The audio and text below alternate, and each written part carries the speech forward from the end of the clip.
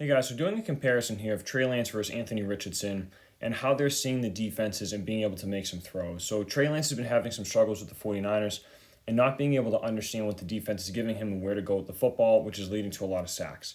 Anthony Richardson, brand new rookie quarterback out of Florida, now playing for the Colts.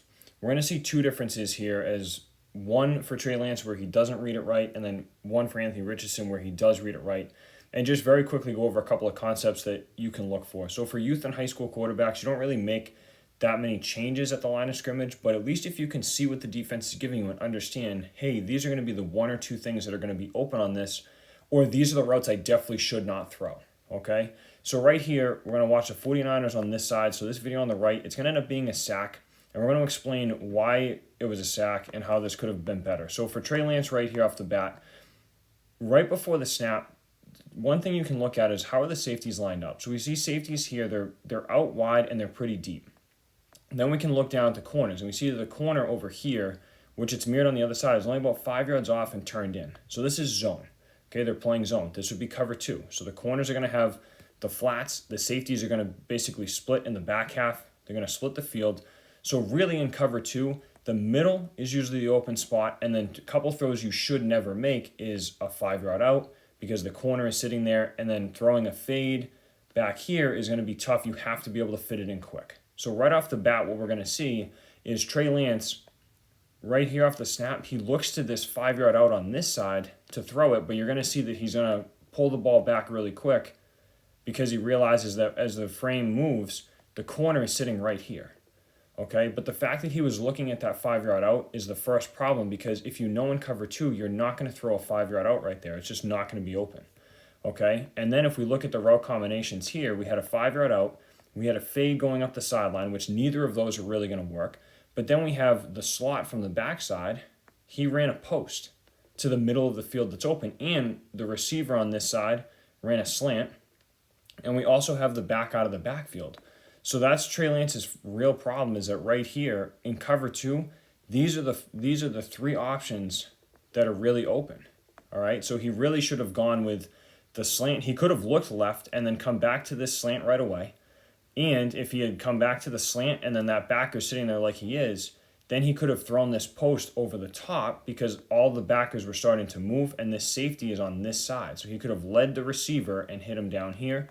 That was his really second option he could have gone to, and then even still he had the back floating out of the backfield with nobody sitting over there. So it's just something for you guys to see. If you can look out at the defense and understand, hey, right off the bat, I know that the left side is dead, so I can look left and then come back to my three options on the right. All right, on the flip side, we have Anthony Richardson here. So they're going to basically run a play action pass. So we're gonna play this here. So play action pass where they're basically faking a zone read run, and then he hits the tight end up the middle of the field. But what he sees off the bat, they're going to be playing man with a linebacker who's just going to sit in the middle as a spy. Okay, so what he sees is when he goes to fake this handoff, he looked out to the left really quick. So right now he's looking out to the left. We don't see it right away, but we'll see it after. They're double teaming Isaiah McKenzie in the slot, so we'll see that at the very end. So he had a double team here in man, so he knows right away that he's not open. So really it was a two read. So we had the receiver here, and we had the tight end in the middle. So once he sees right off the bat that McKenzie's double teamed, he goes, all right, he's not open. Now what's my next option? When he looks right here, you see as he gets his eyes really quick, he sees the linebacker who floated down over to this side, knowing that he's filling in here, and then this backer is going to float back to the middle. And what he does a really good job of is now as he turns and he goes to throw, he knows that he can't throw to the middle. He has to throw it up the seam because of the linebacker sitting in the middle.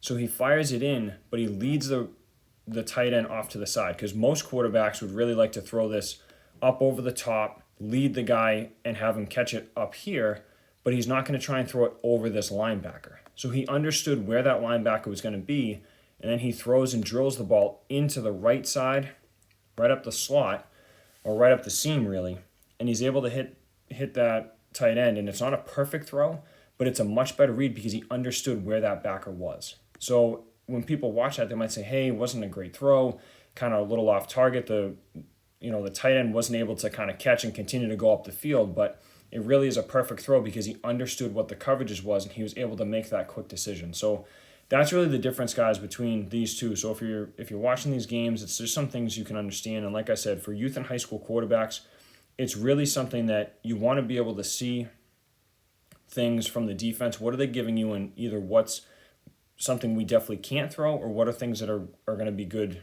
concepts against this defense. So, any questions or something else you guys would like to see, please click the subscribe button. We always have new videos, and then throw it in the comments, and we can try and make some new stuff and show you guys some new things.